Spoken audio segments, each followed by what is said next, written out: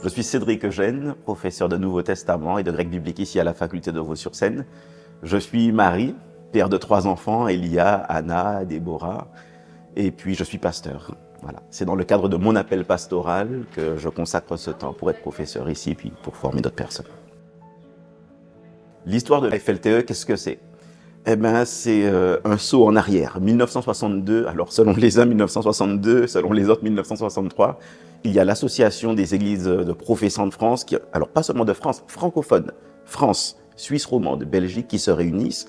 Et là, alors qu'ils sont réunis avec 4 instituts, les 4 principaux de l'époque, l'Institut d'Emmaüs, l'Institut belge, l'Institut de La Morlaix et l'Institut de Nogent, eh bien, ils se disent qu'il faudrait une institution qui forme à un niveau universitaire et qui ne soit pas l'institution d'une union d'églises, mais une institution au service du monde évangélique, quoi.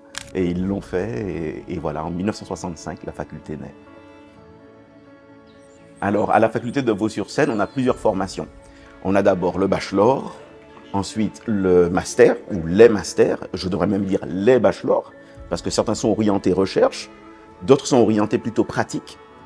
Et puis ensuite, on a les masters, master de recherche, master de théologie appliquée. Alors là, on se concentre davantage sur le ministère au sein des murs de l'Église, on pourrait dire, d'une certaine manière. Et puis le master en missiologie, implantation d'église. Donc là, on sort des murs pour aller implanter. Et puis après, on peut faire aussi des études doctorales. Et on peut faire ça sur place, donc en résidentiel, sur le campus. On peut faire ça aussi étudier en e-learning. Et puis enfin, on peut étudier en formation intensive, 2 semaines en février, 2 semaines en juillet, un temps mis à part pour avoir un enseignement plus intensif.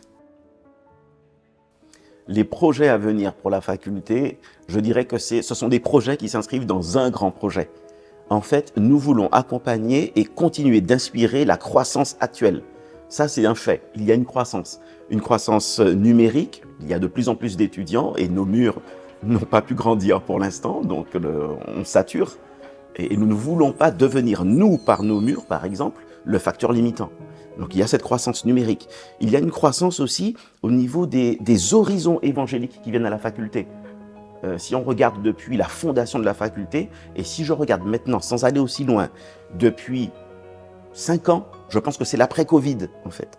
Il y a un tel élargissement de l'horizon évangélique que là encore, nous ne voulons pas être le facteur limitant. Donc le grand projet, c'est être pleinement dans cette dynamique de croissance qu'il y a à la faculté. Et je crois qu'on peut dire que c'est Dieu qui l'a impulsé. Et donc la construction de notre bâtiment, alors à la fois avec des salles de cours et puis un bâtiment de bibliothèque, parce que nous croyons encore dans le résidentiel, hein. Je sais bien que nous sommes à l'heure où beaucoup de choses se font à distance, mais nous croyons au résidentiel. À la fois la distance et le résidentiel. Parce qu'il y a des relations qui se tissent.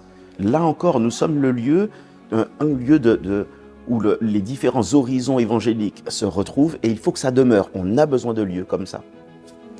Et puis, une fois que nous aurons notre bâtiment, les salles de cours, la bibliothèque, eh bien, ce sont des centres de réflexion, des centres de recherche qui pourront travailler dans ce nouveau bâtiment et puis avoir les ressources en termes de livres, à la fois papier et numérique, pour pouvoir travailler, quoi.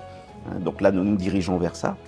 Et puis, au niveau du master aussi, de beaux projets, nous avons eu jusqu'à l'année prochaine un master qu'on appelait master d'implantation d'église. Et à partir de 2026, nous transformons ce master-là en un nouveau master, implantation d'église et revitalisation. Pourquoi? Parce que la faculté, elle accompagne la vie réelle de l'église d'aujourd'hui, quoi. Or, nous nous sommes rendus compte, en discutant avec les unions d'église, qu'il y a un gros besoin en revitalisation aussi. Donc un master d'implantation d'église et de revitalisation. Et puis donc tous nos programmes, nos bâtiments, nos équipes, tout est amené à grandir dans les 10 ans qui viennent.